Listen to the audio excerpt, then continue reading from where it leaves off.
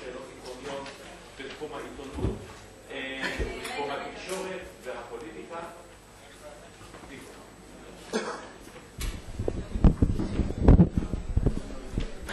שומעים?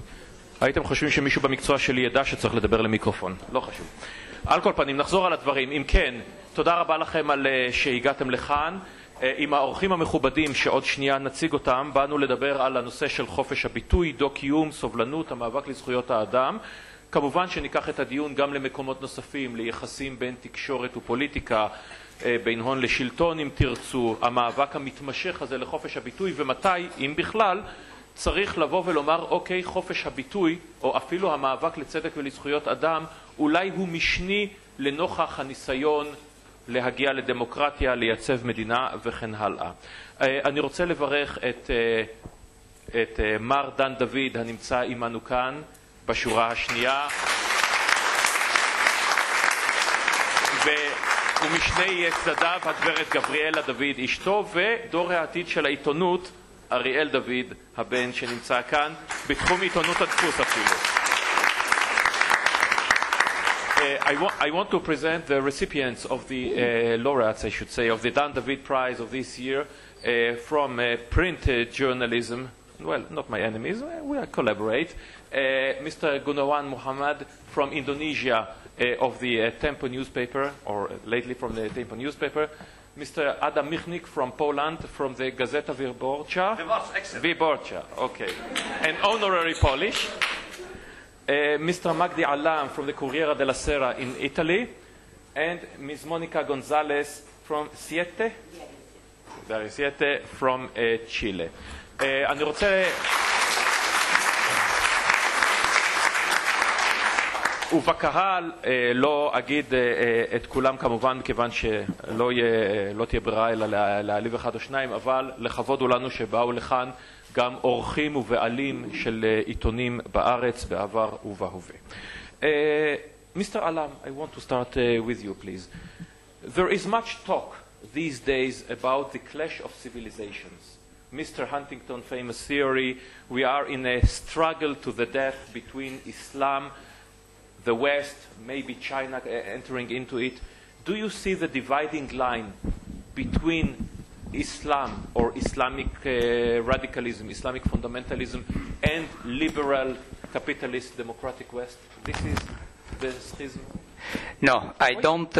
סליחה, התנצלותי העמוקה ביותר, אני מתנצל. אני פרצתי פנימה אל תוך הנושא הראשון, כאשר כמובן אני רוצה להזמין לבמה את פרופסור יורם פרי, ראש מכון הרצוג וחבר ועדת פרס דן דוד. 1000 התנצלויות, לא יקרה יותר. סליחה יורם. You'll have time to think about the answer. It didn't happen to me as well in the past. Shall I invite him next to a meeting with, that we are organizing at our department? I will. I just wanted to say a few words because I'm really thrilled and very happy. I feel honored to be here. And I don't use these words as a cliche. I really feel it deeply. And I wanted to share with you some thoughts that we had in the search committee that when we began to work almost a year ago. When we did that, we knew that our decision will be well-deserved. But we didn't expect that we'll be able to find and to create an international team of that caliber. Not only an international team, but from 4 different continents. We have Asia, Latin America, West Europe, and if you want to use the word New Europe, you can use it as well, so it's 4. When we started, the committee had 4 members. The head of the committee was Professor Nicholas Lehmann, the Dean of Columbia School of Journalism. With him were the chief editor of the New Yorker, David Remnick, and the chief editor of Die Zeit, Joseph Joffe, and myself. And we used the investigative journalism methods and academic research methods, and we looked very carefully to find the candidates.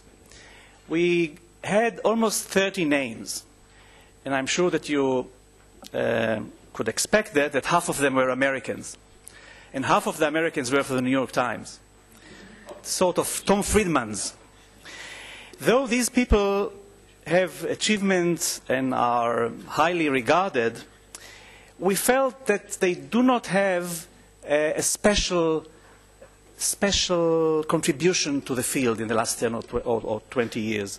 We didn't find there, among the Americans, people who developed new genres or models of journalism, like, for example, the new journalism that was created long before by Tom Wolfe and others, or the civic or public journalism project of Ray J. Rosen and others.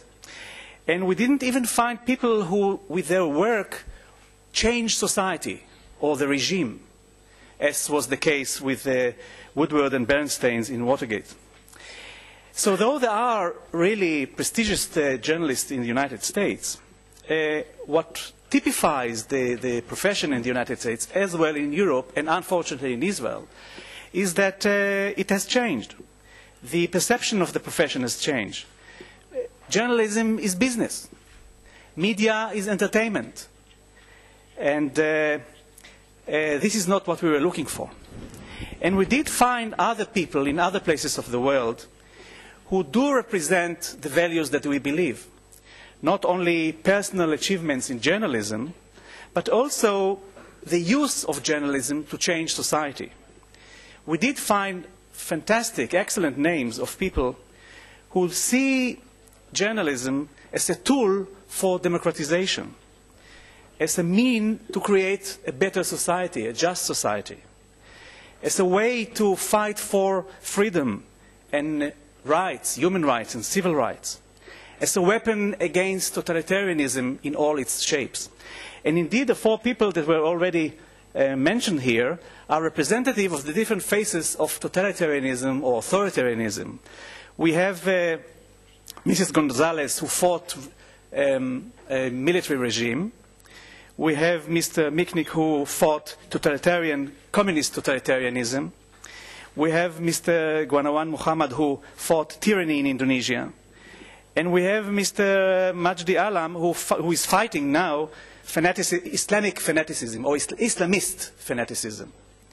So all of them have a common denominator, which the committee had, namely that journalism is not business, it's not entertainment, it is not a matter of rating and celebrities, it is a matter of fighting very difficultly against tyranny, against corruption, against closing the mind and the mouth of people. It is people who want to change the world, and we use the word tikkun olam for that conference. These are people who have a mission, who believe that they should fulfill that mission. So we decided to give the prize to these four excellent journalists, and I think that though they come from different places, not United States, the cause for the same cause should serve not only journalists in the third world or developing world or whatever you would call it, but in the West, in the United States, and in Israel itself. And I'm sure that you will enjoy the conference, the discussion, and therefore I will not repeat, will not continue, and I forgive you, Oren, for forgetting. Thank you.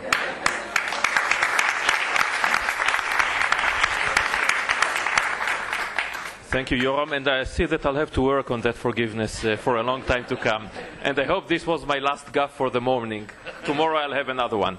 So, Mr. Alam, the basic question, what are the dividing lines in the world today? Is it fundamentalist Islam, whether it is in Southeast Asia, in Europe, elsewhere, and the West, the liberal democratic West? Or is it inside the Islamic world between moderates and fundamentalists? What is it? Yes. First of all, good morning to all of you, and I do congratulate Dan David for his birthday. I do congratulate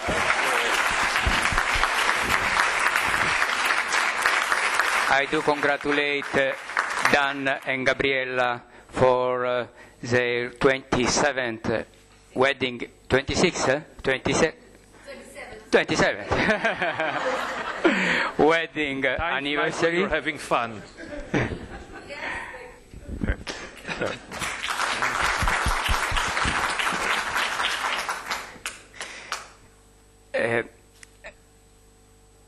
I don't believe that the divide is between Islam and the West. It isn't a struggle civilization between Islam and the West, but is between civilization and barbarity and cruelty. The culture of life against the culture of death, the good against the evil. This is the divide, and it relates to the West and to the Islam.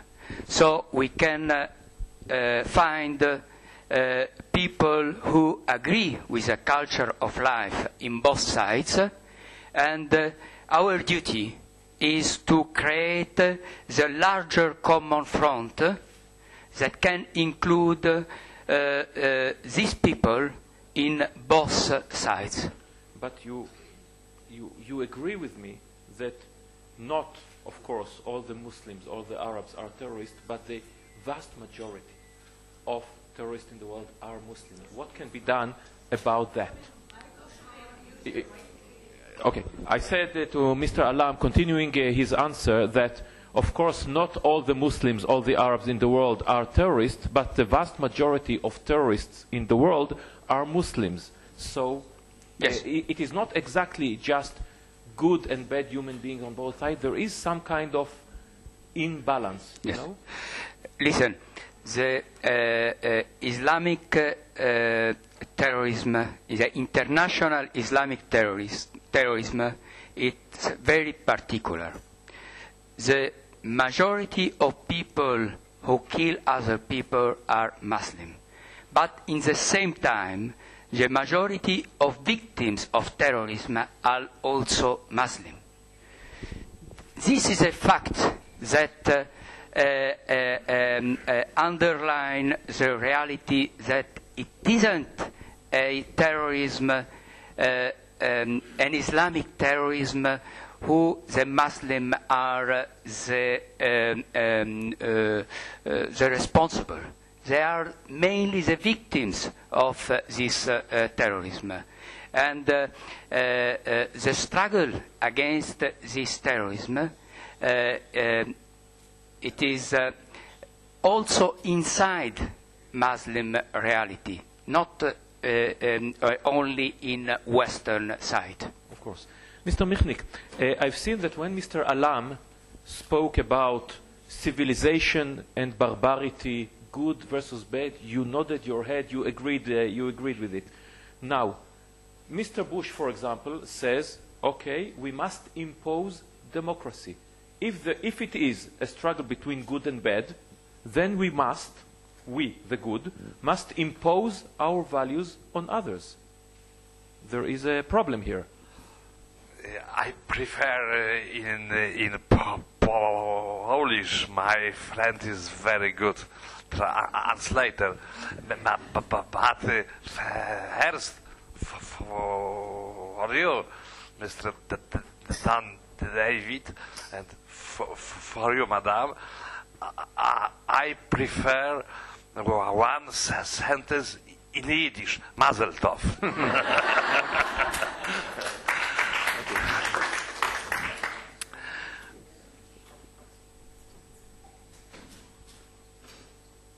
Ja pochodzę z kraju, któremu przez wiele dziesięcioleci odmawiano prawa do demokracji. I come from the country which for tens of years was denied a right to democracy. Ja nie wierzę w to, że są narody, które nie chcą demokracji. I don't believe that there are nations who do not want democracy. I moja pretensja do polityki amerykańskiej nie polegała na tym, że Ameryka narzuca demokrację, tylko na tym, że jej nie narzuca. So my problem with American policy was not that it's trying to impose democracy. My problem was that it was not trying to impose democracy. Moja pretensja do polityki amerykańskiej polegała na tym, że prezydent Ford wolał rozmawiać z Breżniewem niż z Sacharowem czy Sołżenicyn. My problem was that, for example, President Ford preferred to talk to Brezhnev instead of Sakharov or Solzhenitsyn. Ja nie mam pretensji do prezydenta Busha, że chce pomóc demokracji w świecie islamskim. Ja mam pretensję, że on to źle robi. I don't have a problem with President Bush that he tried to help to establish democracy in the Arab world and the Iraq world. I do have a problem with that, the way he does it. Ja spoglądam na interwencję militarną w Iraku z perspektywy lokatora więzienia dla politycznych przeciwników w Bagdadzie. I look at the U.S. intervention in Iraq from the perspective of an inhabitant of the prison under Saddam Hussein in Iraq. I ja jestem bardzo szczęśliwy, że ktoś mnie z tego więzienia wyzwolił. And I am extremely happy that somebody liberated me from that prison. Niestety później zaczęła się seria błędów w polityce amerykańskiej. Unfortunately, later on, there was a series of mistakes in American policy. A to już jest inny temat. But that's a different. Nie wierzę w to, że raki lubią być gotowane we wrzątku. We wrzątku nikt nie lubi być gotowany. I don't believe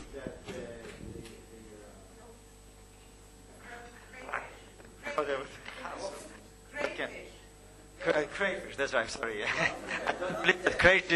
don't believe that crayfish likes to be boiled in hot water. Nikt nie lubi być gotowany. Nobody likes to be boiled in boiling water.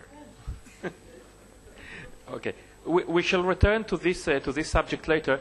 Mr. Muhammad, one of the topics, the topic of the symposium is tolerance, living together side by side.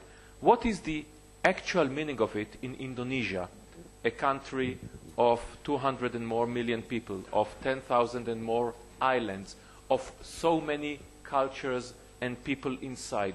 If you give everybody what they want, there's no Indonesia anymore. But you must protect the minorities. How do you do it factually, and what can you, in your newspaper, contribute to that? Okay. First of all, I'd like to say many happy returns of the day. And, well, I have a friend who speaks Indonesian here. Well, selamat ulang tahun.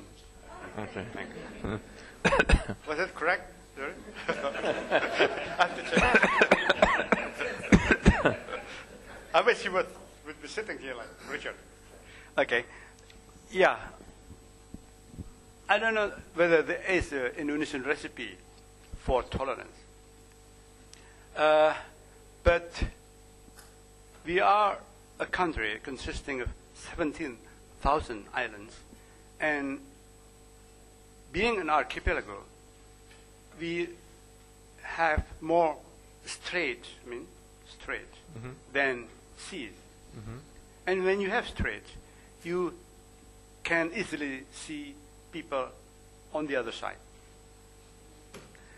That's why mobility between islands has been always the case in Indonesia. And you know, when you live in coastal areas, you are more likely to meet foreigners, outsiders, at your gate. The mingling has always been there. Maybe that contributes to what we call tolerance. But I'm not sure whether everything will stay the same forever, including intolerance. Things change, and I don't believe that any religion can shape people's mind totally. I think it's the other way around. religion or ideology are shaped by people's behavior. That's what I can say. So, changing life conditions of geography, economy, political institutions are important in creating atmosphere of tolerance. When you are used to have democratic institutions to solve your problems, you tend to be more tolerant because you believe that negotiations is better than killing. Okay, that's fine on the ideological side. I want to continue with this thought for a minute. There are conflicting ideologies, conflicting issues. It's very easy to say democracy, and it's true, of course, democracy is better than dictatorship, dialogue is better than non-negotiation, etc., etc. But when you are in Indonesia, and there are separatist movements, and there are, and they want to break the country, each one to have its own island or islands or part of the country, do you, as a journalist, as a journal, and some of them are resorting to violence, because it happens all over the world, in Indonesia as well. So what do you say to yourself in this situation? I'm, as an Indonesian, I'm for human rights, but there is a problem of terror here, as we know in Israel and in other countries. Are we for Indonesia as a whole, or protecting human rights of the minorities to the point when there is no longer Indonesia? Well, Indonesia consists of minorities, actually. There's no single majority. Even Islam there consists of several Islams. Of course. So every Islam, different from one island to another, is a minority. Mm-hmm. And that's why when you say to protect minorities, we have to protect ourselves. Then, the second thing is, democracy is defined by indeterminacy. You know, democracy has no head. It begins with chopping head of a king. So there's empty place upstairs. Everybody can fill the place. So contestation, competition should be legal and legitimate. Mm-hmm. Now, the question of whether separatism is tolerable, to me, my view, I'd rather have a smaller Indonesia, but geographic separatism to me is no problem.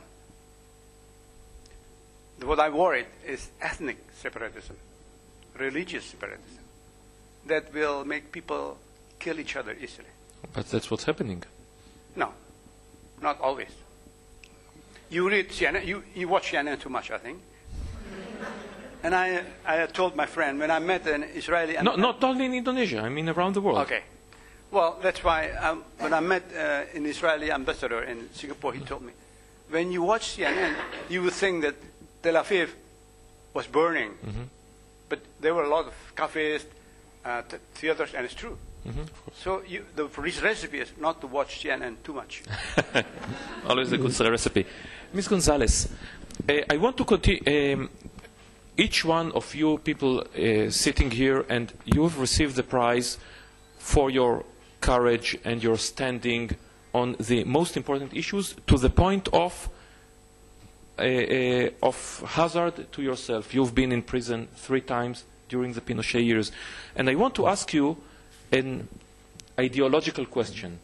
When, let's say, General Pinochet, he comes to the people, to Chile, and he says, in so many words, here is the deal. I am ready to step down, but you'll give me an immunity for life.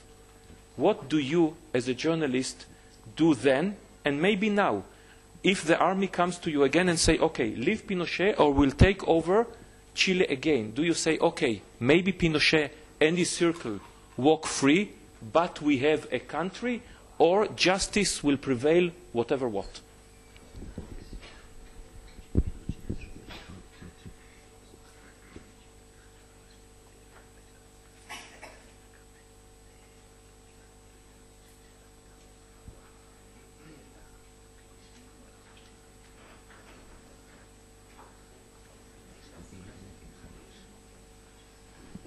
Pregunta ideológica.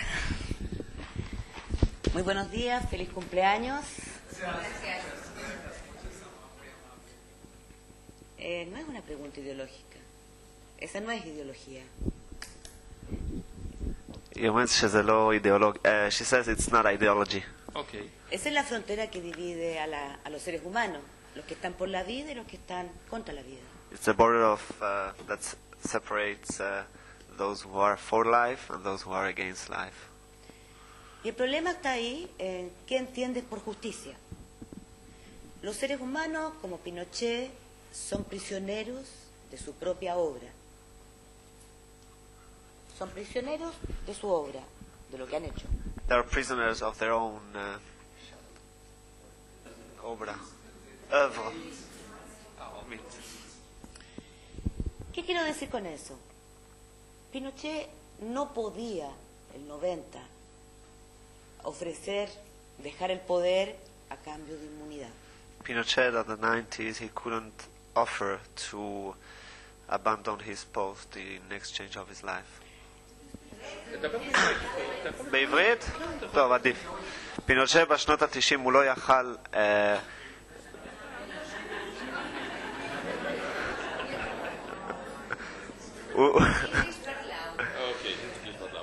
In the 90s, Pinochet could not afford to exchange his own life for his post.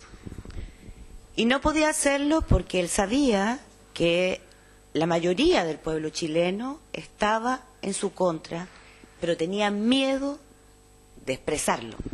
Because the people of Chile, he knew they all were against him, but they were too scared to express it. Is it loud? Es decir, inmunidad se puede ofrecer cuando tú mantienes un poder. Immunity can be offered when you own a power. El temor era que viniera la gran venganza. The fear was that the big vengeance would come. Y ahí está donde el pueblo chileno demostró su opción por la vida. There is where the people from Chile showed their willing for a life. Su elección por la vida porque durante 17 años se asesinó a miles de personas, se torturó a otros cientos de miles. Thousands of people were killed and hundreds of thousands were tortured. Esa gente viva era mucho más importante que los muertos. These living people were much more important than the dead ones. Porque esos vivos sí podían tomar venganza, sí podían actuar en contra de Pinochet y los militares. Since they were alive, they could get their vengeance and they could fight against Pinochet. Y sin embargo no lo hicieron. But they didn't. Y no lo hicieron porque optaron porque el Poder Judicial actuara, la justicia actuara. They didn't do it so that justice would act. The authorities would act for it. Y es el único camino para que... ¿Perdón? que no me oyen. סליחה, לא רגיל.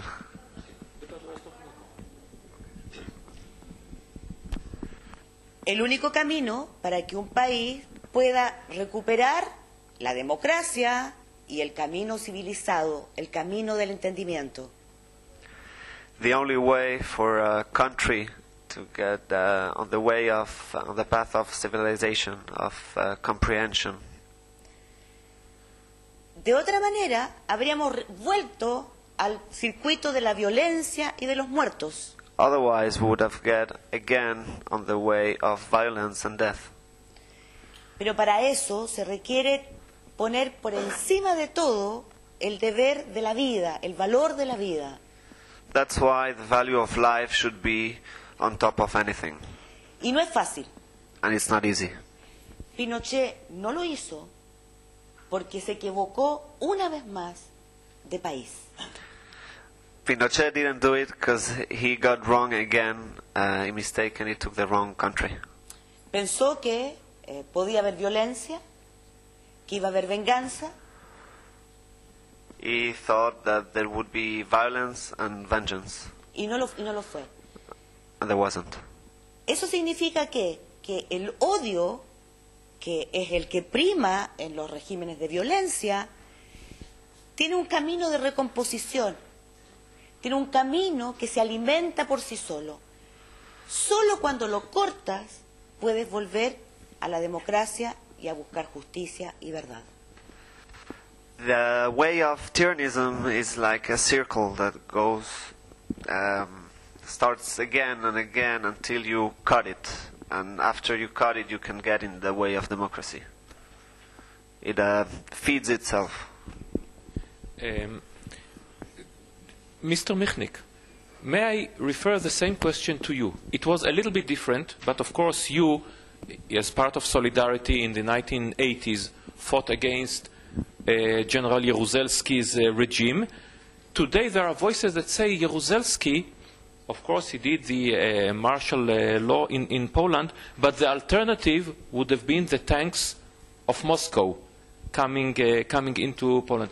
Today, in Poland, these days, what do you think? We should put a line on the past that said, okay, people, maybe some of them, a noted priest fighting against anti-Semitism, they were agents of the regime. They were collaborated with the Secret Service, etc. They had to, and we start from scratch, or we shall prosecute and we shall find anyone until the last one of them, and then we can begin the new Poland, so to speak.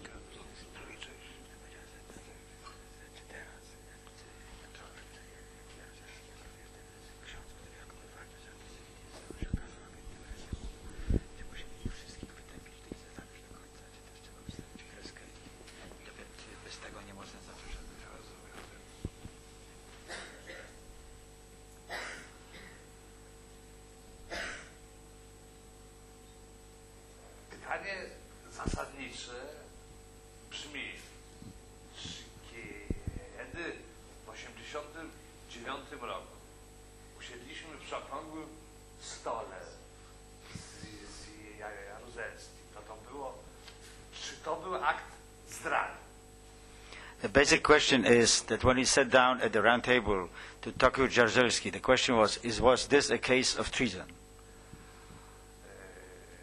Wielu ludzi myślących radykalnie tak to nazywało. A lot of people who thought as radicals, that's how they called it. Tak samo w Chile byli ludzie, którzy mówili, że kompromis z reżimem Pinocheta jest zdradą. Similarly, in Chile, there was a lot of people who thought that to compromise with the regime of Pinochet was also a treason. Pytanie do mnie, jako do dziennikarza, jest, jak rozumiem, następujące. Co jako dziennikarz proponuje swoim czytelnikom? So I understand that your question, which is addressed to me as a journalist, means really what myself as a journalist, what do I have to offer to my readers? Jeżeli dziś w Polsce się mówi, że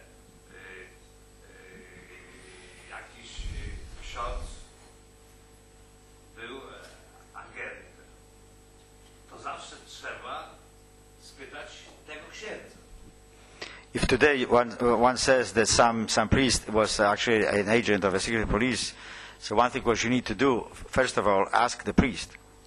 Nie może być tak, żeby podstawowym źródłem wiedzy o ludziach opozycji demokratycznej były archiwa tajnej policji.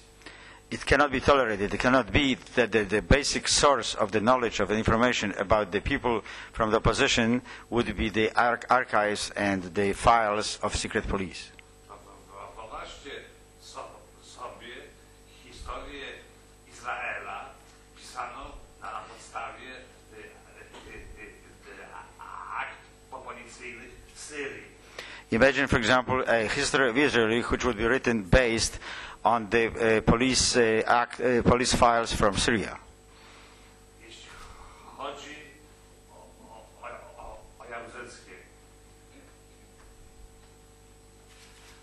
ja byłem więźniem Jaruzelskiego.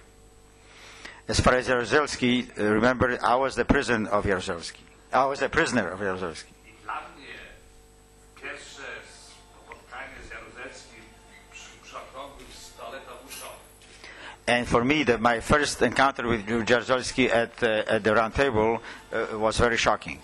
Ale ja myślę, że dla Itzhaka Rabina takim samym szokiem było pierwsze spotkanie przy okrągłym stole z Arafatem. But I also imagine that for Yitzhak Rabin, the first encounter of Arafat at the round table must have been a shock too. Więc pytanie jest, czy opowiadamy się za logiką pojednania, rekoncyliacji, czy opowiadamy się za logiką rewanżu i rekonkwizji. So the question is, are we behind the logic which is of unifying and finding a common ground, or is it a logic of revenge and hatred? Ci, którzy, może inaczej, nikt nie wyrządził tylu krzywd, co ci, którzy chcieli wymierzać sprawiedliwość. Nobody made the crimes of those. The biggest crimes are of those who tried to carry out justice in their own way. Ja nie wierzę w absolutną sprawiedliwość, którą się wymierza za pomocą gilotyny. I do not believe in justice which is meted out through a guillotine. Kiedy dzisiaj w Polsce ja czytam, że się chce sądzić Jaruzelskiego za zdarzenia sprzed 25 lat, And if today in Poland that people want Jaruzelski to be judged for the events that took part 25 years ago, to ja mówię, panowie, chcecie od nowa w Polsce otwierać zimną wojnę domową. so I say to them, gentlemen, you're trying again to restart a cold war within Poland. Ja uważam, że mnie obowiązuje prawda. I think that my only duty is to truth. I to jest moja moralność dziennikarza. And this is my morality of the journalist. Ale mnie obowiązuje zmysł troski o spokój społeczny i to jest moja moralność obywatela. But I'm also bound to be careful and to care about the situation of the citizens, and that's my morality of the citizen. To go to another subject, immigration, another loaded subject. Everybody here in the audience and many of the people on the stage are immigrants or the children of immigrants. Mr. Alam, of course, you were born in Egypt, living in Italy, sort of a bridge between two cultures. And in this loaded question of immigration to Europe, or even inside Europe, some time ago there was a big scandal in France about the Polish plumber, you know, that will come and take the jobs away. Where do you stand in it? Do you, first of all, you and your newspaper, for or against immigration to Europe, to Western Europe? And if so, what should be the model? Should every group, Islamic in this or African, be left to its own subculture, or if you want to come to Europe, be Europeans? First of all, immigration, it related to human being since the start of history. It's a natural phenomenon. So we can't abolish immigration. But we have to regulate it. We have to make some order in this phenomena. I am totally agree that people who decide to live in another country should first learn the language. Second, they should know the culture of these people. Third, they have to agree with the basic value that represent the civilization of these people. They have to eventually feel themselves as part of the same national identity. This is a borderline. Inside this borderline, there could be a plurality of languages, of culture, but in any way, it is a big mistake to allow the plurality of national or ethnic or confessional identity, the plurality of laws. I mean that we agree that is there room for the Sharia for Muslim people and the secular law for other people. Because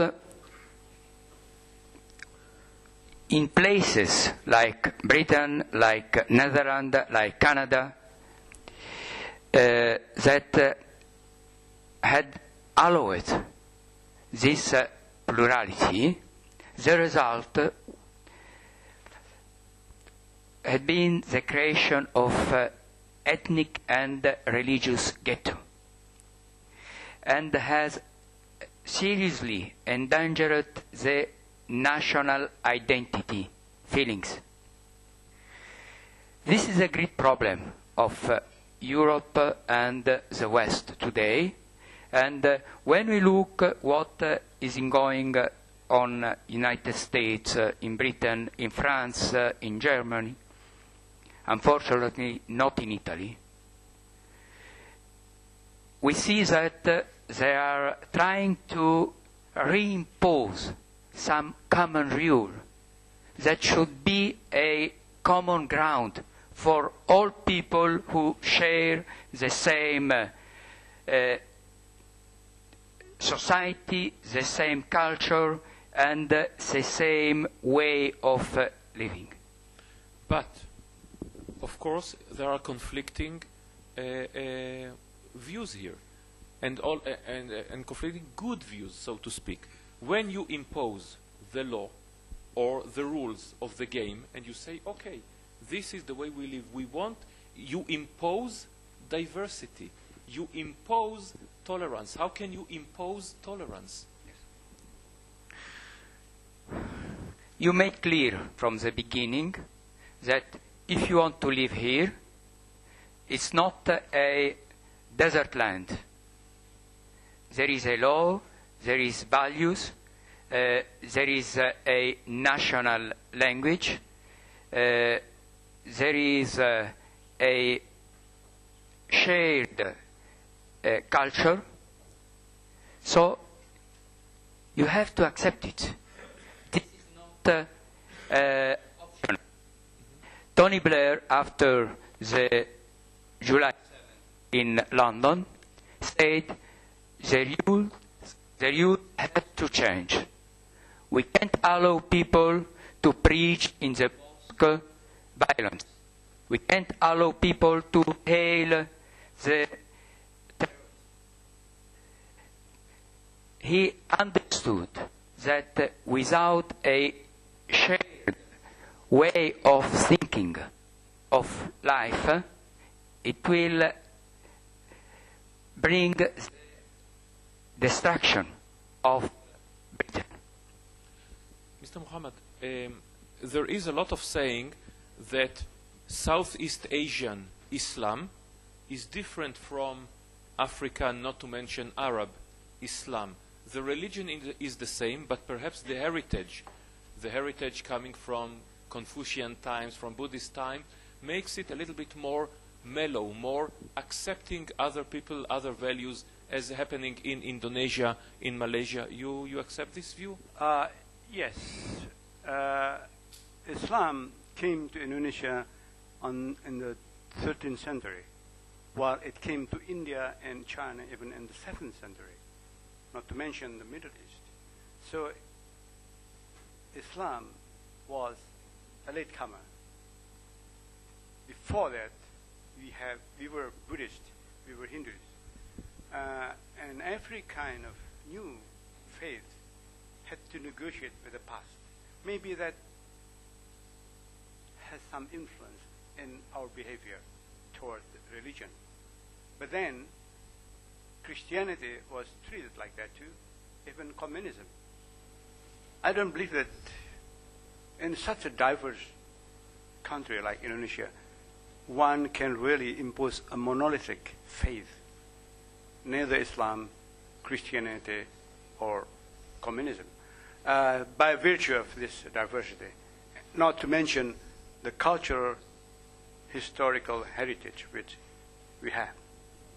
And what can be done, in your view, so that your views, the accepting of other views of Indonesian Islam, of tolerance to other religion, even in your own country, what can be done? What do you do so that it will be more widespread in the Islamic world today? Well, first of all, we have to deal with the intolerance in our part. Of course. We have people who are intolerant. We are not all paradise. We are nasty people, too. First. Then I don't know. I don't know whether we can tell the rest of the world how to behave. Maybe people will laugh at us. What do you achieve? Nothing. Maybe, but at least if we could prove that there's a tolerance is possible, and even among Muslims in some part of the world, maybe the world will not only focus on some part of the globe. You know, what I mean is, when you talk about Islam, especially in the United States and Europe, you talk about Islam in the Middle East. Once I read an article in Le Figaro, a magazine, a French, about the enlightened liberal thinkers of Islam. Not a single one is from Indonesia mentioned. Actually, we have plenty of them. Mm-hmm. And we are proud to say that until today, we could debate this issue very openly. We don't have to run to Italy, or to Holland, or to France, or to the United States, or to London, to debate basic precept of the religion. Maybe we can say to the world that, well, you can live as Muslims and you can live with difference. Maybe that helps a bit. I don't think that it's going to solve the problem of the world, because I don't know whether it's Amos Oz, Israeli writer, who said the world was not destined to be a happy place. Very optimistic of you to say so. Ms. Gonzalez, there is a Mexican saying, poor Mexico, so far from God, so near the United States. Mr. Michnik said before that he thinks that the United States didn't do enough to impose democracy on the rest of the world. I presume you will think different.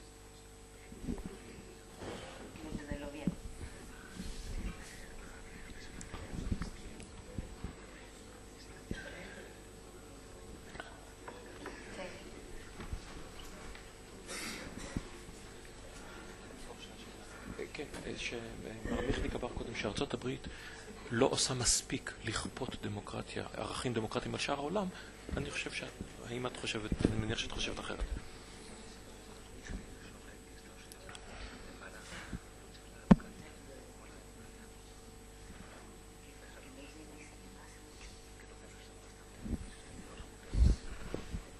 No, mi punto de vista es muy parecido al de Mishnik. My point of view is very similar to the Michnik ones. El problema, Okay. el problema es que cuando estamos juntos nosotros tenemos distintas visiones de qué terrorismo es el que enfrentamos. The problem is that now we are all sitting here together, and that we have different point of views, or similar point of views of different terrorism, where everyone is fighting a different one. Entendiendo que el terrorismo y el fundamentalismo de diferentes colores es nuestro enemigo hoy día. Understanding that the terrorism or fundamentalism of different colors is the same, la misma? Es el mismo enemigo que The enfrentamos. same enemy. Desde ese punto de vista, en mi continente, la política de Bush no hace sino fomentar el extremismo y el fundamentalismo. In my continent, Bush... Tengo un problema con la traducción, ¿Cómo? ¿Qué? porque te cuesta, entonces la gente... Hay un problema. A ver, repíteme la pregunta, voy a concentrarme más. En mi continente, la política de Bush no hace sino que fomentar el fundamentalismo y el extremismo, In my continent, el terrorismo. Bush politics only helps terrorism and fundamentalism. Y por favor, no lo digo por lo que Estados Unidos hizo en los años 70 y 80 en mi continente. I don't say it for what the United States did in the 70s and in the 80s in my continent. Menos tampoco porque las bombas que destruyeron el Palacio de la Moneda donde murió Salvador Allende tenían la marca Made in USA. Neither because of the bombs that destroyed el Palacio de la Moneda where Allende died were signed Made in USA. Sino porque lo que hoy día hace Estados Unidos, el gobierno de Bush, es colocar, englobar a muchos movimientos y a muchas personas como terroristas, muchas veces de manera injustificada. No, I said many times what the Bush government say, he presented the terrorists, people who were not real terrorists. Exacto. Thank you, Mr. Dan David. Thank you. Thank you very much, and the Tel Aviv University will pay you for that. ¿Qué quiero decir con esto? Que la manera de, creo yo, de combatir el terrorismo es poniendo en valor qué es defender la vida, la democracia, y tratando de agrupar a mucha gente distinta sobre la política de defensa de la democracia y de la vida. Fighting terrorism is putting together all different people into the same ideas against this terrorism in a whole same way. I want to interrupt a little bit. I'm not talking about terrorism. I'm talking about tyranny. Isn't there a danger that today, like in the 1970s and 60s, we say, okay, dictatorships are bad, but the dictatorships of the left are less bad than the dictatorships of the right. That in South America, in Latin America, again, we tend to forgive a little bit the dictatorships or the bad things of the left and blame others. Tu peux me dire en français, peut-être que c'est plus rapide. Oh, ça ne fait rien. C'est-à-dire que la dictature de gauche Oui. est peut-être moins dure que la dictature de droite, ou celle de droite moins dure. Est-ce que c'est cela, ou est-ce que il y a effectivement une différence selon vous? Bien sûr qu'il y a une différence. Sí que hay una diferencia. Por supuesto. En français, c'est bon. Mais bien sûr qu'il y a une différence. Bien sûr. Il y en a. Mais ce n'est pas ça le problème. Le problème, c'est que la dictature, c'est une dictature soit de droite, soit de gauche, soit n'importe laquelle. Mais c'est pas, le problème aujourd'hui, ce n'est pas de droite ou de gauche. Le problème, c'est une dictature. The problem- Et une dictature qui se déguise de démocratie, ça ne me plaît pas. Et même le danger aujourd'hui, c'est celui-là. Parce qu'il y a des gouvernements qui disent qu'ils combattent, qu'ils veulent battre le terrorisme, et c'est des dictatures. Et alors, nous les journalistes, c'est ça que nous devons faire. Montrer les déguisements. Montrer ce qui sont des vrais lutteurs pour la liberté et où sont les points des dictateurs. I totally,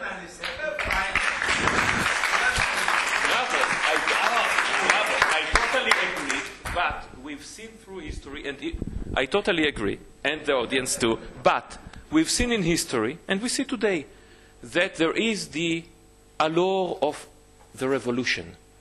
That Fidel Castro, if we take an example, is still seen, not to mention Che Guevara, are still romantics. No? Okay. In some places.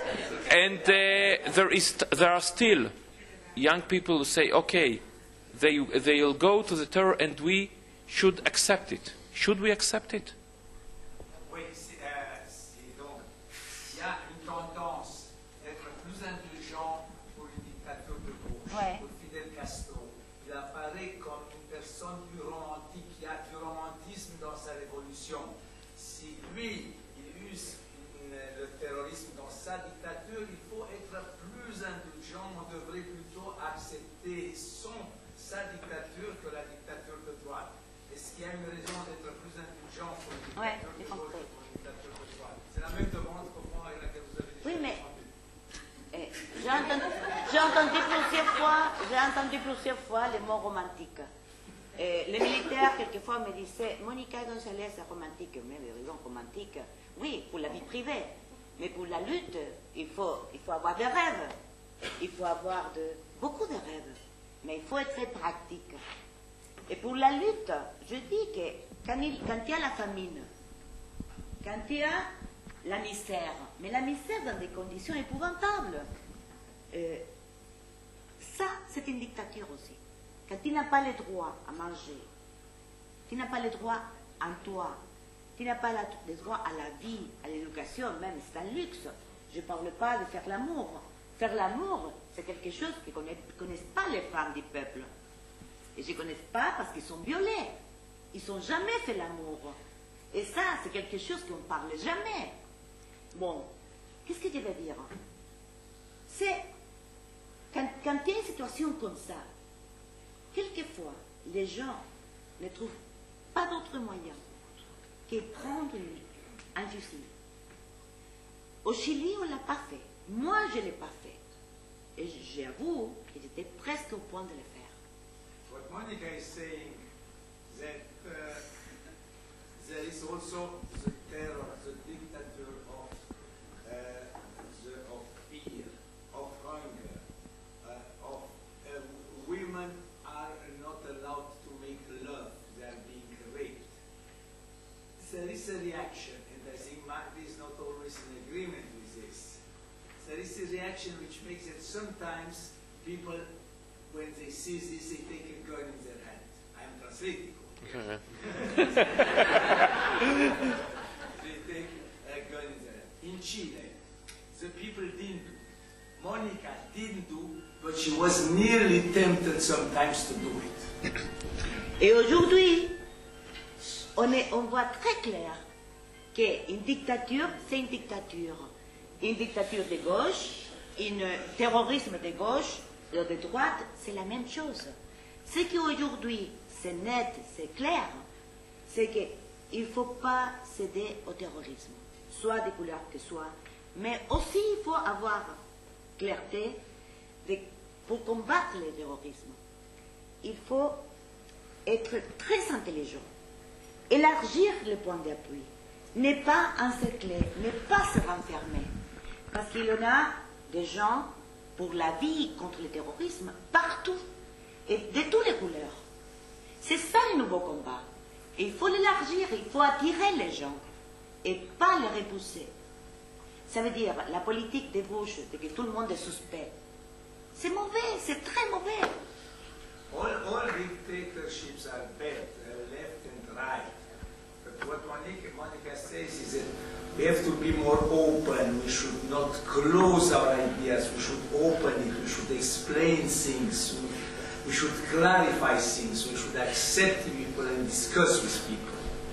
Understand. To go to another subject, and another subject is the red lines, or what should be the red lines of a newspaperman, and I'll start with a story that happened to me. It was something like 16 or 17 years ago, in the dying days of the Mengistu Haile Mariam regime in Ethiopia. Prime Minister at the time, Yitzhak Shamir, goes to the editors of newspapers and tells them, Mr. Mariam is very angry that Oren Nahari and his colleagues are saying that he is losing the civil war. He is not losing. He is winning. He is a fine human being. He is a gentleman. And he holds 20,000 Jews at ransom. Please do not write anything or broadcast anything about what's happening in the Ethiopian war, not about the Jews coming to Israel, for 2 months until they are here. And the people accepted. And for 2 months, not a word was said, and the Jews came here, and then Mengistu fell. I don't know, to tell you the truth, I didn't have to take this action myself. My boss did it for me. I don't know what I would have done. Probably I would have agreed to this Prime Minister request. I wouldn't take it on my conscience.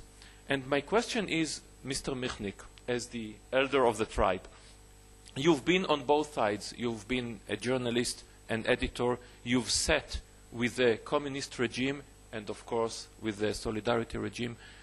If a prime minister, a president, come to you and say, okay, this is in the national interest, not dictatorship, democracy, when do you say, okay, I accept, I will not broadcast, I will not print this item, or do you say, okay, I will do it, and you're the prime minister, you're the president, you worry about the consequences? What should be our lines?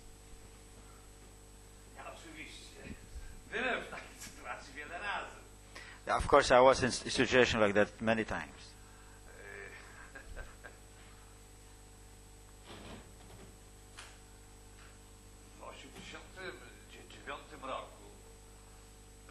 Premier Izraela, Shamir, powiedział w wywiadzie, że każdy Polak wysłał antysemityzm z mlekiem matki. In 1989, the Prime Minister of Israel, Yitzhak Shamir, said in an interview that every Pole got his anti-Semitism from mother's milk. Ja napisałem bardzo ostrą replikę na to. I gave him a very sharp rebuff to that statement. I mój premier zatelefonował do mnie i mówi, słuchaj, my mamy tak skomplikowane stosunki z Izraelem, może nie drukuj tego. And our Prime Minister came to me and said, look, we have very complicated relations with Israel.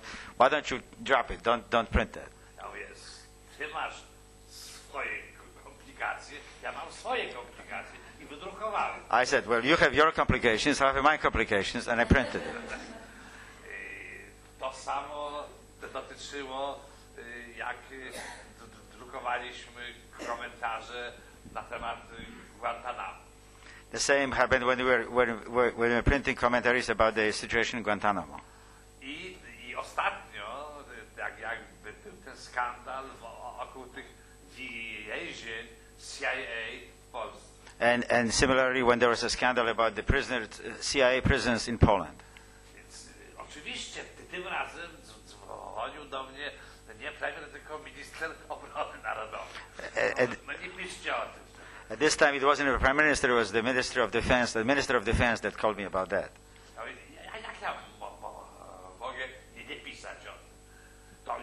to co my mamy zrobić? Powiedzieć prawdę. So I said, how can't I not write about it? So he asked me, so what should I do about it? He says, tell the truth. Natomiast ostatnio był ten skandal z karykaturami w gazetach duńskich. Well, on the other hand, recently there was a scandal about the caricatures in the Danish newspapers. I tutaj moja gazeta się zachowała oportunistycznie.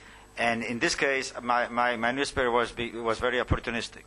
Myśmy tych karykatur nie wydrukowali, We did not print those caricatures, ale z czystego oportunizmu.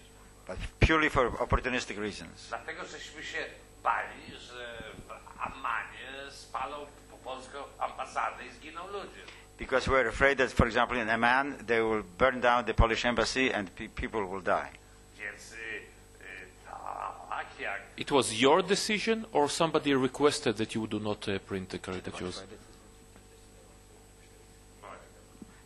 Yes.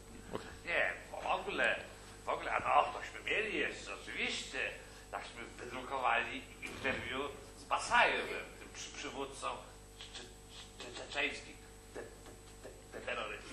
We had other adventures. For example, when we printed an interview with Basayev, a leader of Chechen terrorists. To do mnie zatelefonowano z rosyjskiej ambasady. Then I got a call from Russian embassy. Jak wy możecie drukować wywiad z terrorystami? How can you print an interview with a terrorist? Na co ja odpowiedziałem, że pan ambasador był przedtem ambasadorem w Mongolii i jemu już chyba kraje pomyliły. Well, I remarked that I knew that Mr. Ambassador was previously ambassador to Mongolia, and maybe he could just confuse the countries that he's dealing with. W naszym kraju nie ma takich obyczajów, żeby obce ambasady mówiły, co my mamy publikować w gazetach. In Poland, we don't have that custom that the foreign embassies would decide what should be published in Polish newspapers. To się nigdy nie zdarzyło, żeby ktokolwiek z zewnątrz nam narzucił, co nam wolno drukować, a czego nie wolno. So that never happened to us, that somebody from the outside would dictate what we can or cannot print. Ale oczywiście najgorsi są przyjaciele. But it is true that the worst are your friends. Bo jeżeli przeciwnik dzwoni i mówi, to jest sprzeczne z polską racją stanu, żebyś ty to wydrukował, to ja odkładam słuchawkę wtedy. So if my adversary calls me and says this is against the raison d'etat of Poland, then I just hang up. A jak dzwoni przyjaciel i mówi, słuchaj, nie drukuj, to dla mnie. Well, but the friend calls and says, look, no, please, don't print that, do it for me. Pamiętam, byliśmy w więzieniu. Remember, we're in prison together, you know. To jest trudna sprawa. Then it's difficult. Ja zwykle mówię mojej sekretarce, żeby powiedziała, że mnie nie ma w redakcji. So I usually then tell my secretary, tell them that I'm not here. Mr. Alam, I want to, after this show, I want to ask you the same question, but not from your government, not Prime Minister Berlusconi, as a former Prime Minister Berlusconi, who, if I understand correctly, have some connection with the media, and not Prime Minister Prodi, and not others. You yourself, you have a knowledge, you have a tip that tomorrow they are going to bust a terror cell, planning a terror attack in a day. You have the scoop of your life. Do you print it or not? You have the knowledge that some group behind the recent, I don't know, arson attacks or something like happened in France are a minority group. And you know that if you'll print everything that you'll know, Rome will be in flames. Do you print it or not? Not if it will endanger the national security, and if it will cause threaten to life of people, I will not publish. the priority for me is to safeguard the life of people. So, but who are you to decide? I mean, there are the prime minister and ministers who should worry about the citizens. You should put the truth, as far as you know it, as far as you understand it, in front of the people that they will judge. Yeah.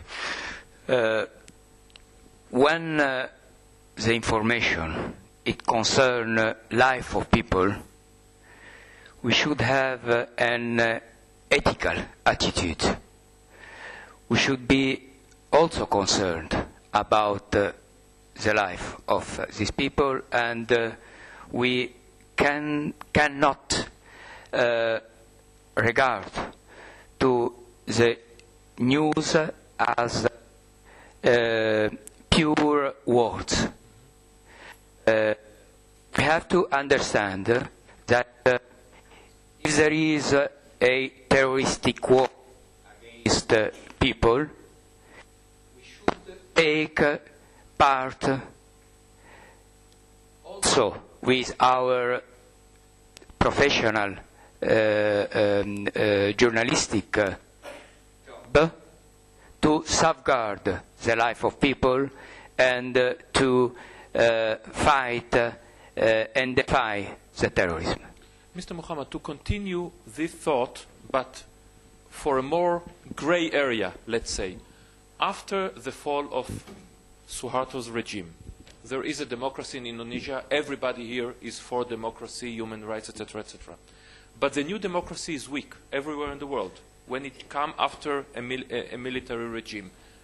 And perhaps it doesn't function as well as it should, as is always the case.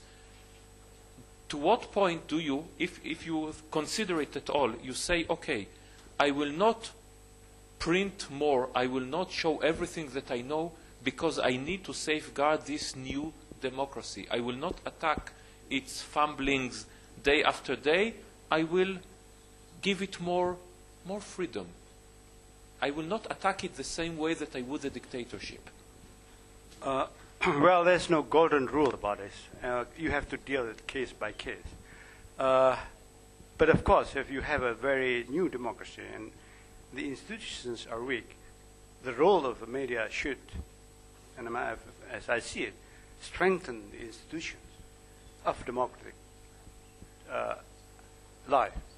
That's a very general answer. But precisely because of that, when it's the government who asks you to not to print something, you have to be very, very careful not to just take it. But if you, I agree that if there are lives at stake, what's the value of freedom if there's no life? To me, life is more important than freedom. But not necessarily that when you don't have freedom, you don't have life too. But in general, that you cannot always. In newspapers, you have several means. You publish the facts, you publish the opinions, right? And maybe the facts will color democratic attempts as not a very rosy color. But you can tell in your opinion pages or with some discussions that we are dealing with something new. We are learning. We are learning by mistakes.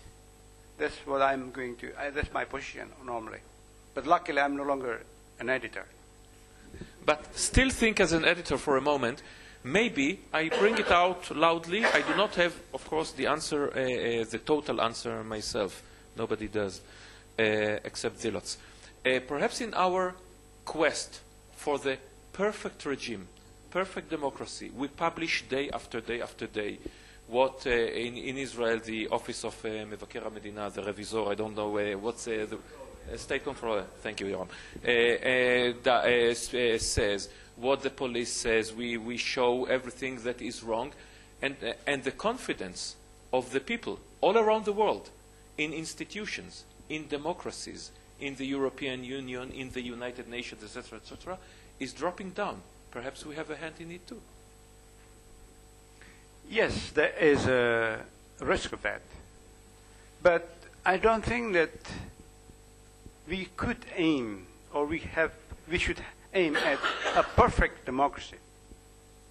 Precisely, democracy assumes there's no perfection. That's why freedom of the press is important. Because there cannot be a perfect society. Cannot. You have to be prepared that some mistakes should be addressed. And that's the way press should work. Telling the people that we are not going to have a perfect society. We are going to have a society which can be improved regularly, peacefully, with all the mistakes. That's very philosophical, but again, I'm not an editor. Okay. So I'll move to somebody who is. Mr. Alam, people here know your biography. You were born in Egypt, learned in Italian school in Egypt, and living in Italy for many years now. Are you an ambassador of Islam or some face of modern tolerant Islam in Europe, in Italy, or an ambassador of Western values, whatever they are, to your countrymen?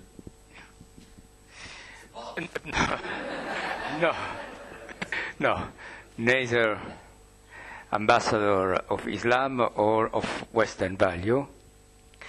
I believe that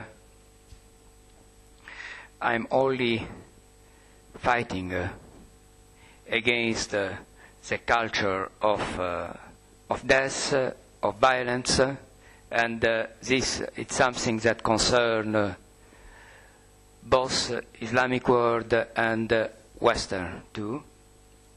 And I'm fighting for a common human civilization based on the holiness of life of everybody, freedom for everybody. And this is also a matter that concerns Arabic Islamic states and the West too. Two words are not totally distinguished. The West is contaminated by Islam and Muslim communities, and Islam is contaminated by a huge Western presence. So it's a more likely a common field to act in the same way for the same purpose. To move to another area, Ms. Gonzalez, in Latin America, how do you see the situation of tolerance, especially civil rights, human values? Is it better in the last decade? Has it gone for the better or for the worse in the last decade? And how do you see the future?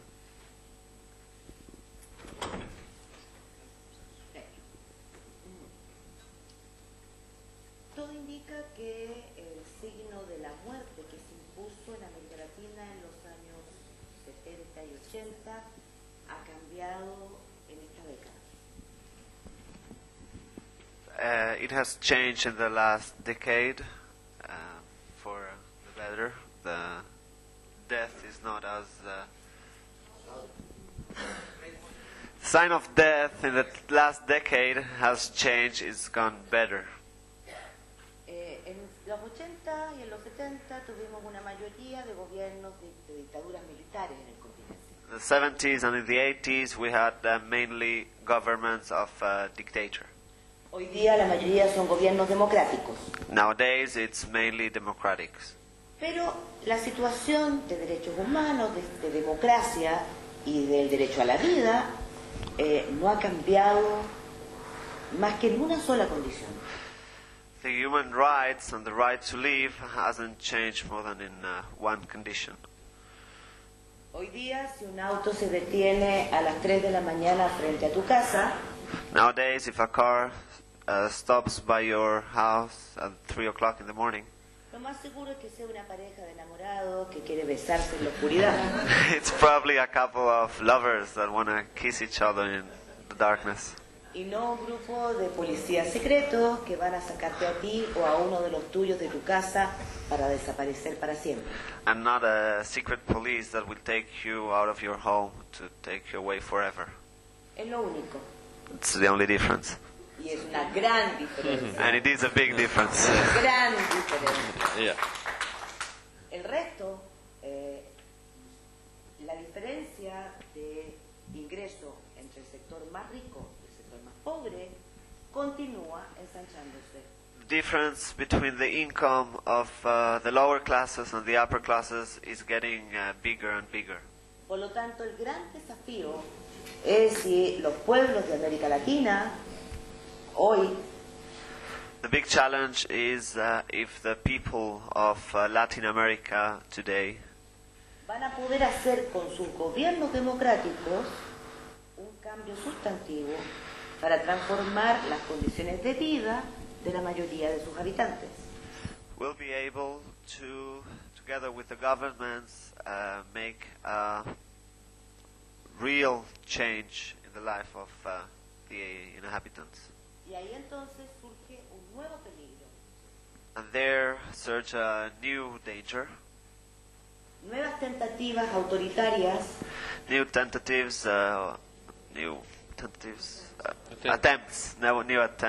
attempts of the authorities, ya no con signos militares, authoritarian, sorry, ya no con signos militares, not with military signs, sino que disfrazada. but dressed as. La gran amenaza Disguised. en América Latina es un populismo muy envolvente y desatado. Populismo envolvente y desatado. Populism.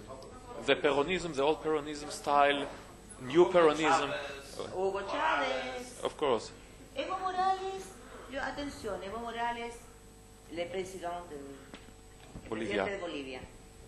Es el primer indígena que es elegido en el gobierno de Bolivia. He's the first native indigene, how is it? Indigene, being elected as president. Y es un hombre que está demostrando tener no solamente gran apoyo popular, sino también la sabiduría de entender que camina por la cuerda floja. It doesn't only have the support of the people, but he also knows that he's walking on a very thin Nice. Pero si line. Si Morales traspasa la línea, si nacionaliza más de lo que debe, si hace una reforma agraria más amplia que la que debiera, But if he goes beyond the line and takes nationalism too far, puede juntarse con un gobierno como el de Lula, que tiene frente a una reforma agraria importante, it could get together with Lula, which is taking The president of Brazil. President of Brazil, taking reform of agriculture y los reform, problemas que enfrenta el gobierno argentino con el Fondo Monetario Internacional. and the problems that Argentina is facing with the international IMF. IMF. Se Monetary Fund. está preparando en el continente un paquete muy complicado. It's the continent is it's paquete. The continent is complicated. To go to another part, well, all the parts of the world are complicated. Mr. Michnik, we look at the new Europe, the new old Europe, and it's 100 years ago there were something like 60 countries in the world. Today there are 200. Yesterday another one was born, Montenegro. We look at nationalism, and Poland is one of the countries with great pride in its history, in its role, in its culture, justified too. Where do you see are there still dangers in the new nationalism like there were in the old nationalism of the 20th century? Ja myślę, że główne zagrożenie te kraje już mają poza sobą. I believe that the main threat is already behind us.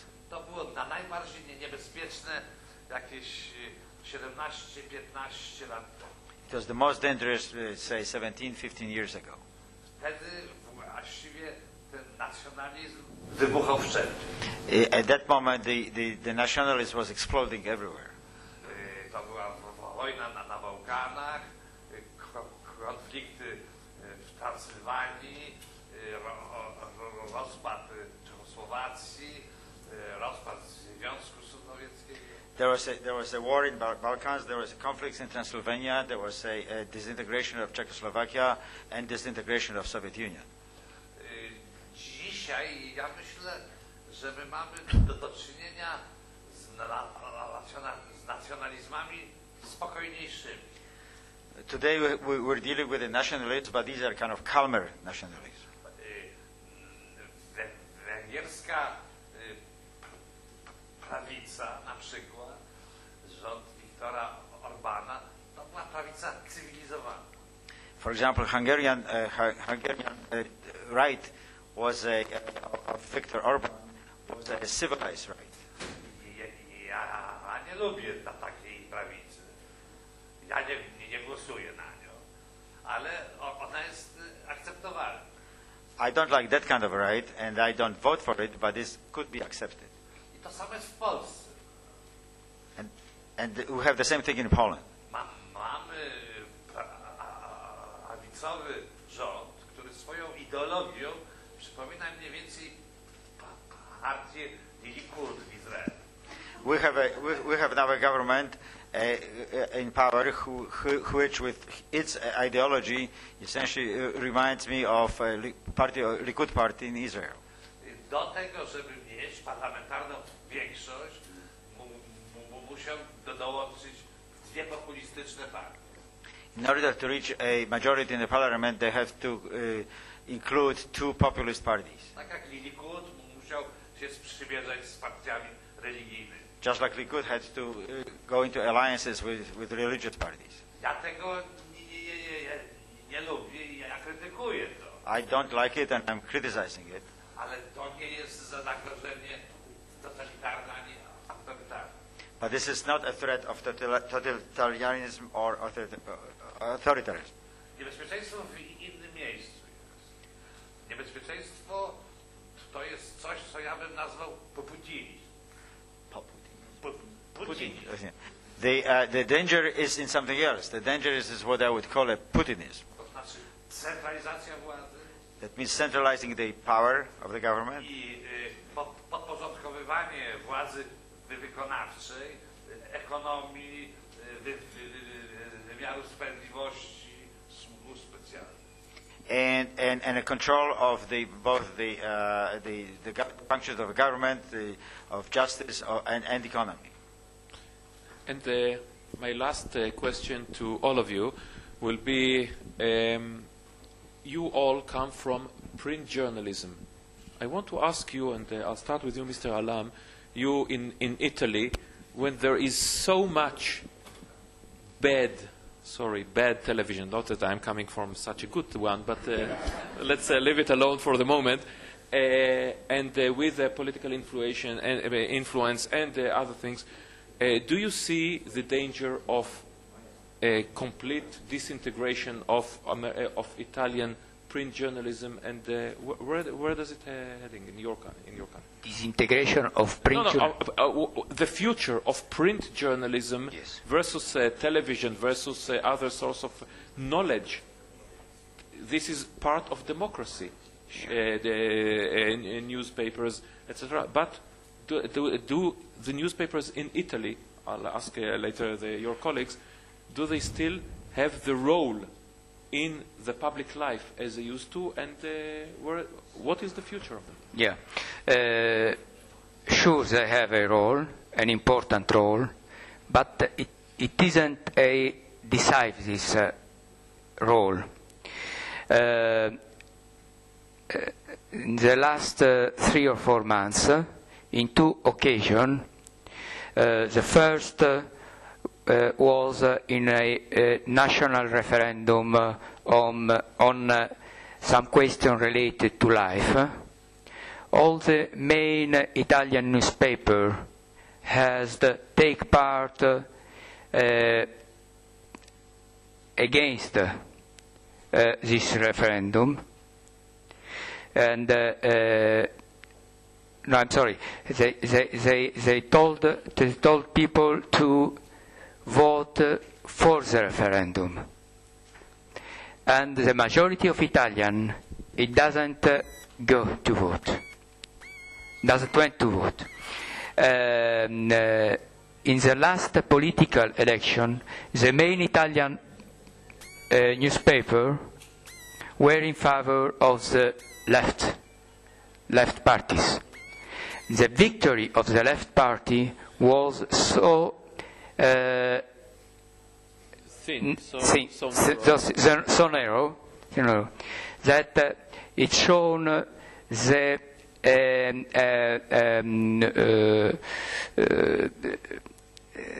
limits of its influence. I believe that the danger is the idealization of the print paper, the fact that they altogether they are mainly in the same left side. Only few newspapers are on the other side, and this it don't allow Italian people to listen, to read a real plurality of opinion. This is the danger. Ms. Gonzalez, I've read an interview by Mr. Aryeh Dayan this morning in Haaretz with you, and you said that your newspaper, Siete, is in some financial difficulties. We live, like it or not, in a capitalistic world where newspapers have to make money so that they will appear the next day. And they have to make money, they have to bring the ads, they have to bring the readers, maybe not only print our very knowledgeable articles about the world and etc. What is the balance?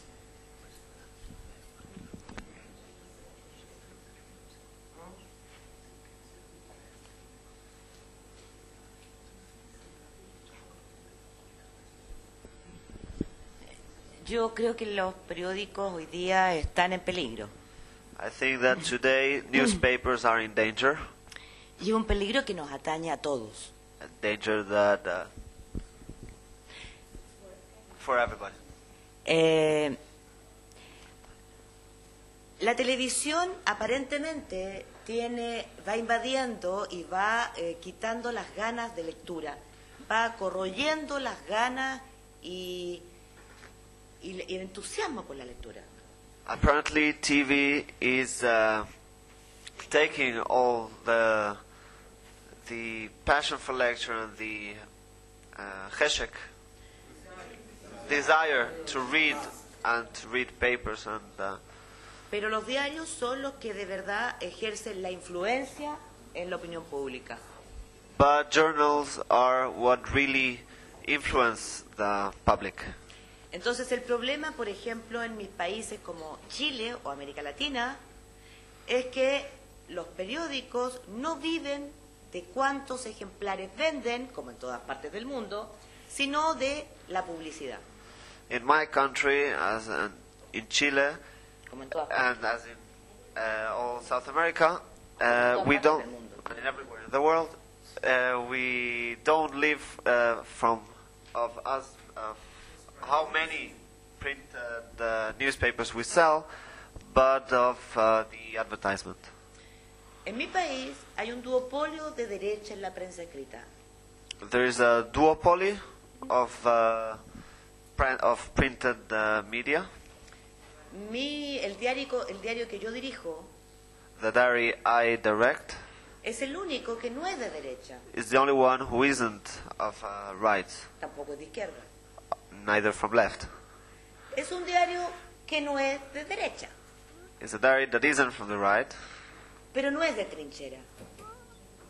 No es un diario ideológico. it's not ideological diary.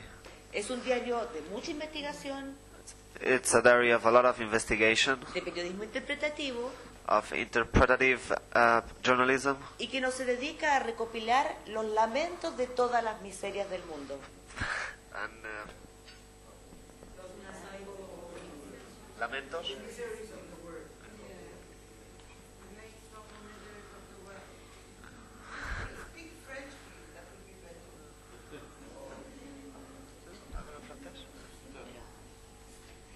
Non, mon journal ne fait pas les récits de tous les misères du monde. Ça veut dire, son devoir, c'est entretenir les gens. Et c'est pour ça qu'il a eu des succès. Mais le succès, ce n'est pas suffisant. Ça veut dire, si aujourd'hui tu veux étouffer un moyen d'expression, tu coupes toute la publicité et c'est tout, c'est fini. C'est ça le danger qui arrive à mon journal. C'est ça le problème qui nous arrive. Et j'ai l'impression qu'il va falloir continuer à se battre parce que la liberté d'expression partout dans le monde n'est pas gagnée. C'est un acquis pour lequel il faut toujours, toujours se battre. Il faut toujours lutter.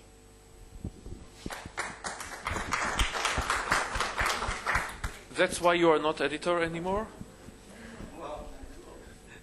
No. But in Indonesia, what is the situation in a country when there is less people who know how to read and write than in Western Europe, for example? What is the influence in such a diverse country of a newspaper as compared to the TV stations who are owned by governments, for example? After we regained our press freedom, the first victim has been the print media. Because after the television has been freed from censorship, they flourished and people started to watch television for the news. Before, television was very much controlled by the government. They're not totally owned by the government, only one single. The rest belong to private companies, but controlled by the government. Now, because they were free, it's much easier for people to turn on the television and get the news immediately. So speed plays a role. So that's why today 90% of information Indonesians have, according to the latest research, they get from television. I'm afraid that the future of the print media is a not very happy one. And that will have some impact on the free flow of ideas.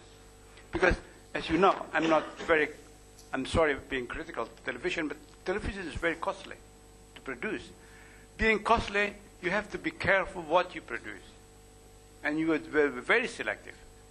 You don't want to hurt the market. And become a very popular medium too. In other words, you start to talk to the lowest common denominator. I'm afraid that in the future, print media is going to be no more a mass media. It's going to be like avant-garde plays, Samuel Beckett, or music by Schoenberg. Not very many people follow it. But maybe important as an antidote to the popular. I'm afraid that will be the destiny of the print media. That's not the reason I stepped down, because I still don't work for television. And I don't watch television, actually. Not because I'm against this television, because I live in a house where so many mosquitoes. And then when I turn it on, the mosquitoes come. That's a good reason. Mr. Michnik, well, television, of course, cannot follow tides, cannot follow slow revolutions, cannot put a finger on what is happening on the currents underneath. We are good at taking events. Some of them, of course, spins by governments and others, but we can show events. What do you think, in your newspaper and others, I mean television, will show the event, and you will explain, you and your colleagues will explain what is happening, will put the narrative behind it? That is the way of the future? Ja jestem w bardzo trudnej sytuacji, właściwie beznadziejnej, dlatego że muszę ci powiedzieć, że ja nie lubię telewizji. I'm in a difficult situation, a hopeless situation. I must tell you, I must admit that I don't like television. Ja nie lubię telewizji po pierwsze dlatego, że telewizja rzadko uczy myśleć. I don't like television because the television rarely teaches you to think. A polska telewizja to jest permanentny boks polityków. And the Polish television is a permanent boxing match of politicians. No to jak już ja mam oglądać boks, to wolę prawdziwy. So if I am to watch the boxing matches, I'd rather look at the real ones. Oczywiście, gdyby gazety z telewizją mogą współżyć. The newspapers can coexist with TV. Prawdziwym zagrożeniem dla gazety jest najpierw te tabloidy. The real threat to the newspapers is tabloids, the trash news. Te tabloid sprowadza czytelnika do parteru. The tabloids just bring down the readers to the very ground base level. Jeśli chodzi o pieniądze, to oczywiście to, co mówiła Monika, czyli ogłoszenia, no i tutaj w gazetę bardzo uderza internet. And also, one need to remember that in terms of money and the income that comes from advertisements, another thing that is a threat to newspapers and internet. Internet sprzyja temu, żeby nie brać gazety do ręki. Internet encourages people not to take newspapers in their hand. I trzeci problem to jest kapitał. And the third problem is capital. W młodych demokracjach są dwa niebezpieczeństwa. In young democracies, there are two dangers. Albo oligarcha kupuje gazetę, jak to było na Ukrainie, to jest jego organ wtedy. Either the oligarch will buy the newspaper and then it becomes his newspaper, his voice. Albo gazetę kupuje zachodni właściciel i wtedy gazeta jest po prostu maszynką do robienia pieniędzy. Or the newspaper is bought by a foreign owner, and then the newspaper just becomes a machine to make money. Ale ja wierzę w nieśmiertelność duszy i w związku z tym wierzę w to, że gazety będą zawsze potrzebne. But I also believe that the soul is eternal, and therefore I believe that newspapers will always be necessary. So, with this word of optimism, we shall stop here. I'll have some time for questions, but first of all, I want to thank Ms. Monica Gonzalez, Mr. Magdi Alam, Mr. Adam Michnik, and Mr. Gonwan Muhammad, and of course, the Professor Yoram Peri, head of Herzog Institute for, לתקשורת, and Tel Aviv University, and Mr. Dan David, whose generosity brought all these people here, and Professors Schlesinger and Mendelssohn and Yo-Yo Ma. and the recipients of the Dan David Award in recent years and in future years. Thank you very much, sir. תודה רבה לכם ולהתראות.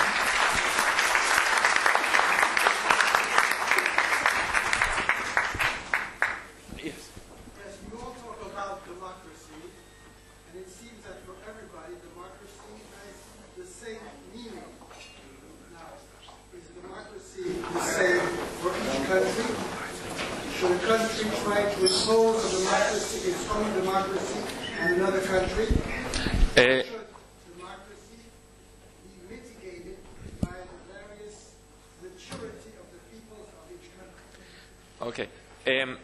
First of all, I've asked this question my colleagues here. If you want my answers,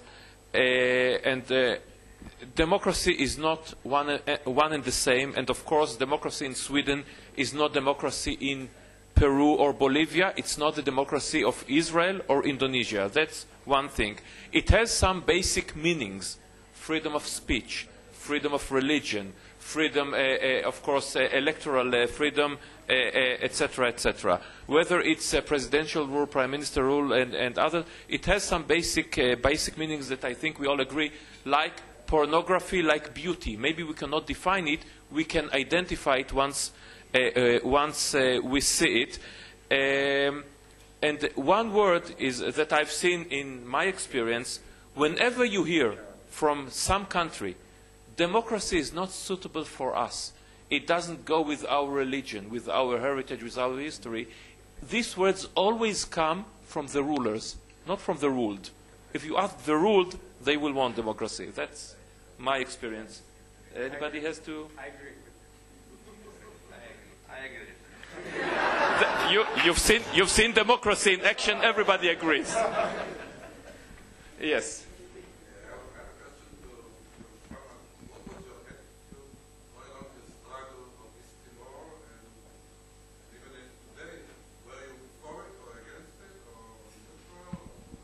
Well, East Timor was never part of Indonesia according to our own constitution. So the takeover of East Timor was a crime. I was against that. In fact, I was working with East Timorese, including with Sanana Gusmao, during that period. Of course, nobody can tell it later, maybe. But now it's okay. So they are a free country, and the relations has been very good. And I'm very happy to hear that.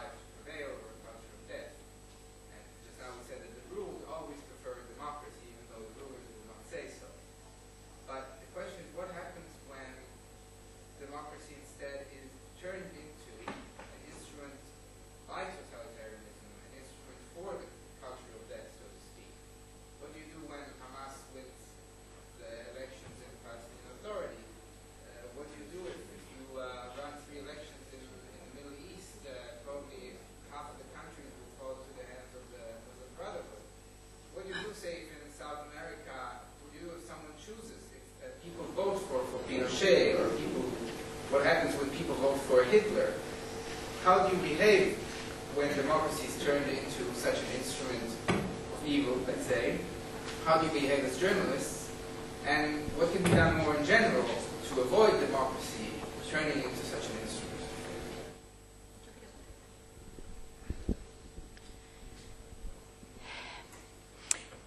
Creo que la pregunta tuya plantea el mayor desafío no solo para los periodistas, sino que para los demócratas.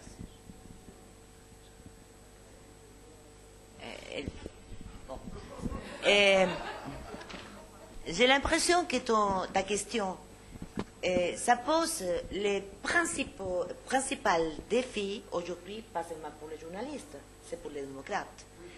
Parce que quand un peuple, démocratiquement, choisit quelqu'un qui veut utiliser la démocratie pour tuer, pour restreindre, pour affixer, pour liquider la démocratie au fond. Ça veut dire que tu dois, si toi tu es pour vérité démocrate, tu dois lutter avec des méthodes démocratiques pour essayer de gagner la partie. Sinon, si tu commences à utiliser les armes des gens qui ne sont pas démocrates, tu tombes dans les pièges que les terroristes ils veulent t'entraîner. Et c'est pour ça que le défi, c'est là que toutes les preuves sont mises pour que tu fasses ton choix correctement. Et c'est passé en Amérique latine. C'est quelque chose qui se passe aujourd'hui dans plusieurs pays au monde. Et c'est là que le journalisme est demandé pour jouer son rôle principal. Et ces rôles ne peut pas les jouer la télévision quelquefois. C'est la presse écrite. Parce que c'est la presse écrite qui peut décrire les processus, qui peut décrire les faits, raconter des histoires et faire autre chose qu'il a fait d'une façon merveilleuse, comme il l'a fait bien. Et attirer l'attention sur la mémoire collective pour ressortir les valeurs démocratiques qui commencent à se perdre.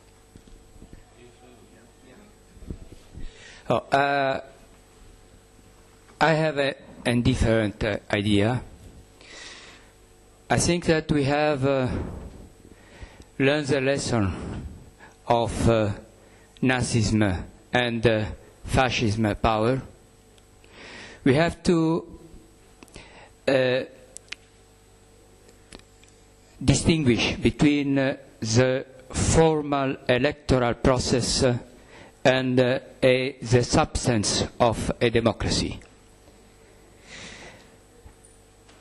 I believe that it was a very big mistake to allow Hamas, for example, to participate in an electoral process, since it practiced terrorism, it justified terrorism, it doesn't recognize the right of Israel to exist, it doesn't accept the previous agreement signed by former government, Palestinian government, in the hope that after it will gain power, it will change, becoming more democratic, more pragmatic. I believe that we should be sure, before participating in a democratic process, that you share the value, that it means the respect of right of the life of everybody, the respect of freedom of everybody. If not, the result, it will be a dictatorship that gain power through democracy, and this dictatorship will kill democracy, will deny the right of life of everybody, will deny the freedom of everybody, and this is the worst way of imagine democracy.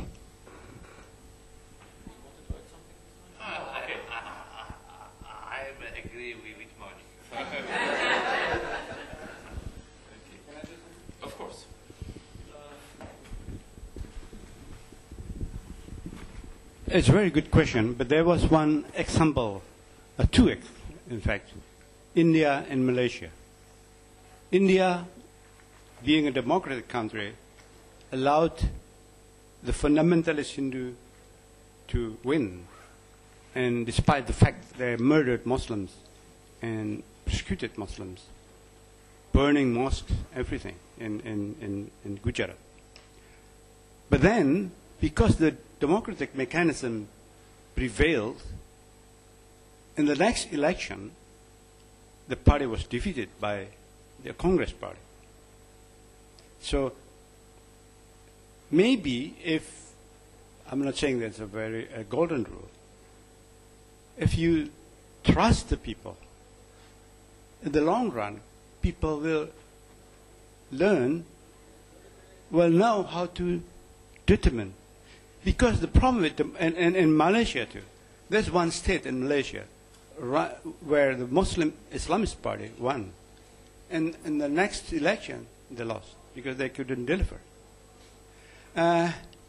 It's very difficult to decide which part of the society are allowed to take part in election, because the nature of democracy is you have to raise the indeterminacy.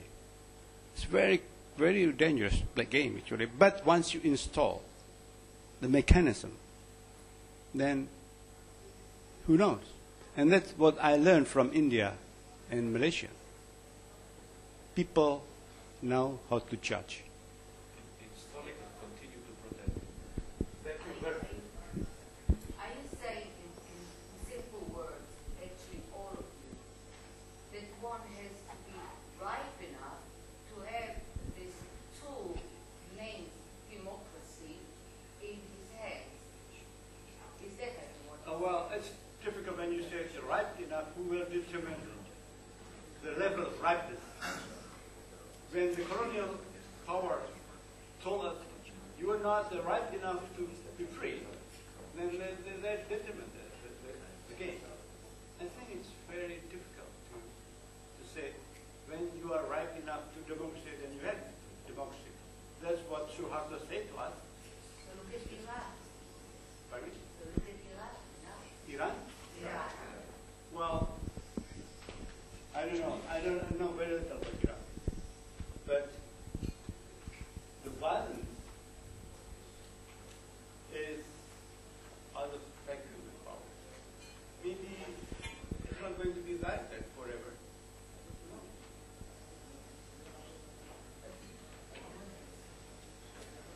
But it's very Thank you very much. And thank again.